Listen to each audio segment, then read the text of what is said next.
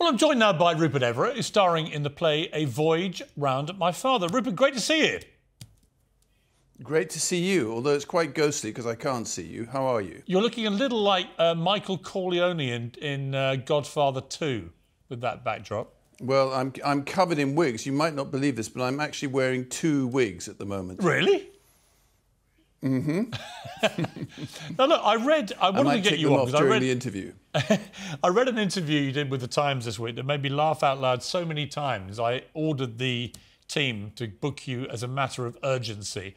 My first question is, when you read back interviews like that, do you chuckle like the rest of us, or are you slightly horrified at the stuff you come out with? Are you proud of it? How do you feel? Well, I think nowadays I'm absolutely terrified every time I have to do an interview. I come out in hives and I never, ever dare read them because it's so scary. You know, you can't really, you have to be so careful what you say. You can't really just chat and have a lively discussion with someone. You always have to watch what you're saying. And I find that it's very alien to me because I've spent my life really having a lovely time with journalists and chatting about everything, and now that's a little more complicated. It is, and it's a great tragedy. That's why I did this show actually called Uncensored. You can say what the hell you like. Talking of saying what the hell you like, it is a tragedy. Well, yeah, I did notice at the end they did Everett's best put downs as a little breakout, and I appear in your best ever put downs. You called Madonna an old whiny barmaid. You said Michael Jackson looked like a character from Shrek, and Piers Morgan was hung like a budgie. We've been through this, Piers. We don't have to go through it again, do we? We have, and you have admitted you had no evidence for that slur.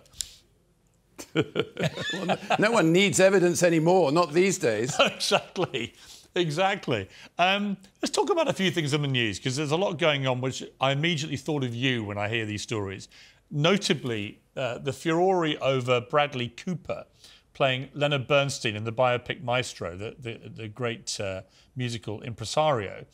And the furore is simply that Bradley Cooper is not himself Jewish or gay, like Bernstein. Why should that be a problem? Why is there a furore about this? Piers, I don't know. For me, it's ridiculous. I think acting is about acting. You don't have to be Jewish to play Jewish. You don't have to be gay to play gay. I think the thing that's irritating for gay actors is that quite often we don't get the chance to play straight. But that doesn't mean to say that straight actors shouldn't be playing gay. I felt deeply moved by, for example, Behind the Candelabra with Matt Damon. And I felt moved by the effort and the detail with which they attacked their roles. I'd love, of course, seeing gay actors playing gay parts. I'd like to see more gay actors playing straight parts. I don't see that this fear of cultural appropriation. It doesn't make sense. That's what acting is about, essentially. Yeah, I mean, I've been saying this for a long time now.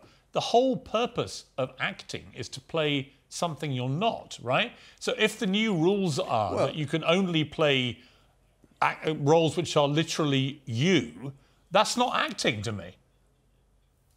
Well, it is acting. There's one side of acting that is like that. After all, the big movie stars, you know, of the past anyway, they more or less did play themselves. But that's not the only side of acting. There's lots of other things in acting, and particularly in the theatre, and particularly in independent cinema. You want to see people doing different things. It's exciting. It's fun. You want to follow someone's career from playing, I don't know, from Shylock to Romeo, or whatever it is. But to say that you can only a gay person can play a gay person, or only a straight person can play a straight person, is wrong. After all, human beings aren't essentially that different from one another.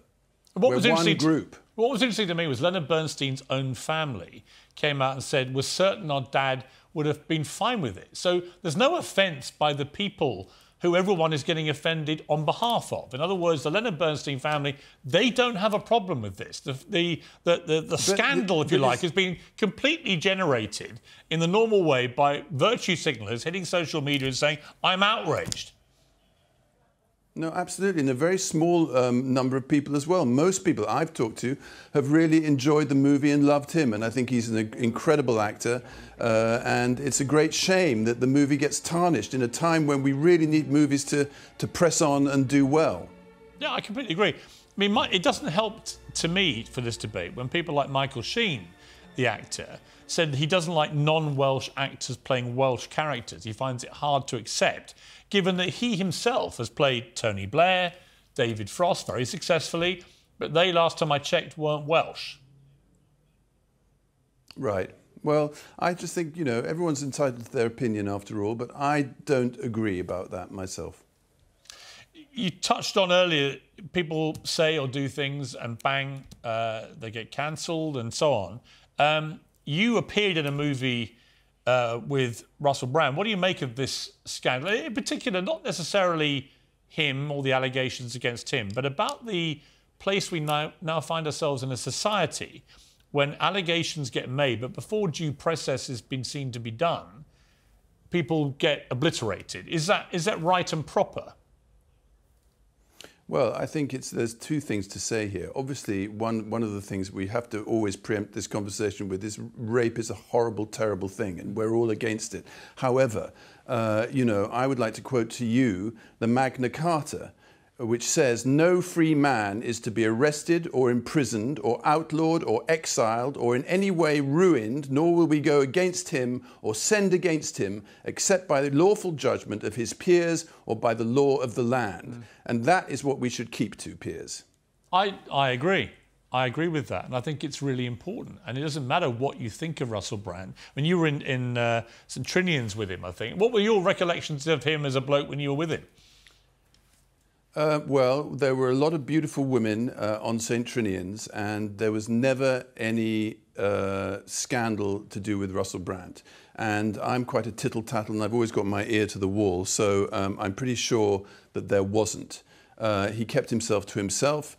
He ate funny food. You know, he's one of those, he's a strange character. He's one of those people who can swap heroin for bird food, you know, in the flash of an eye. And I don't agree with actually more or less anything he says.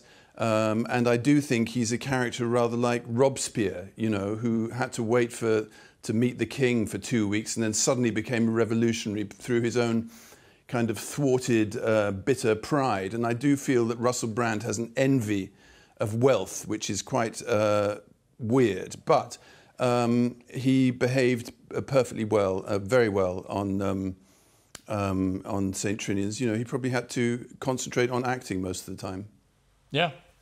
You say in the Times interview another thing which really struck me. I come from a survivor generation rather than the victim generation. You know, I love that because that is really, that's what I think, which is that if you go through enough stuff in previous generations, it tends to toughen you up, it hardens you up. But what people didn't have time for, or an inclination, was to wallow in their own victimhood. But we've now moved to a place where not only are people doing that in large numbers, but they're kind of monetizing it, they're becoming famous off the back of it. It's almost like being a victim now is something to be prized, which I find a very disconcerting way for society to go. I agree with you. I think you know, in my youth, you know, it was quite a rough and tumble world, and you had to be very vigilant and aware of what was going on, and you had to fight your corner. You know, certainly in show business, as the actor Edmund Kean said, you know, theatre is not made for those who bleed easily. You have to be tough in this business. There's no point going into it if you're going to wilt at the first fence. And I think that gives you a resilience, and that resilience is a great thing for your whole life, really. I think to play to one's own weakness is often just not a good idea, really, because it just makes you weaker and weaker and weaker. You said that you were excited by the thought of dying. Explain yourself. I am. Why would that excite you? Well, I think well, it's the final frontier. It's got so much to do with it. To do with, you know, does anything happen afterwards? Do you just disappear? Do you join the ether? My favourite story of death actually is in The Little Mermaid, as written by Hans Christian Andersen, not the Disney cartoon, when the little mermaid throws herself off the side of the boat because the prince is never going to love her. And she becomes, as she lands in the sea, she becomes a bit of phosphorescence on the top of a wave. And then she becomes a bubble, and then she realizes that that bubble is just going to go around the earth for thousands of years and then turn into nothing. And I think it's a very beautiful idea. And I think death is, you know, it's an exciting frontier. What do you think will happen to you? Not illness and pain. I think the thing about pain and illness is horrible, of course, and being frightened is always horrible. But the actual idea of death, I think, is exciting. And I think what happens to you, for myself, I believe that there is an energy which is the energy that built or constructed the Big Bang, and I think it's passing through all of us, and I think we are that energy, and somehow that energy keeps moving. It's very difficult for us to grasp because we're so hung up on our own identity of me, Rupert, and I will never change my spots, etc., etc.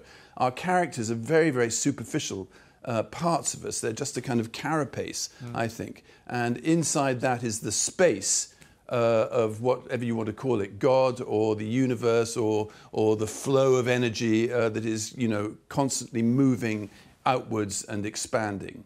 That's what I think. And if you could choose the manner of your death, what would you choose?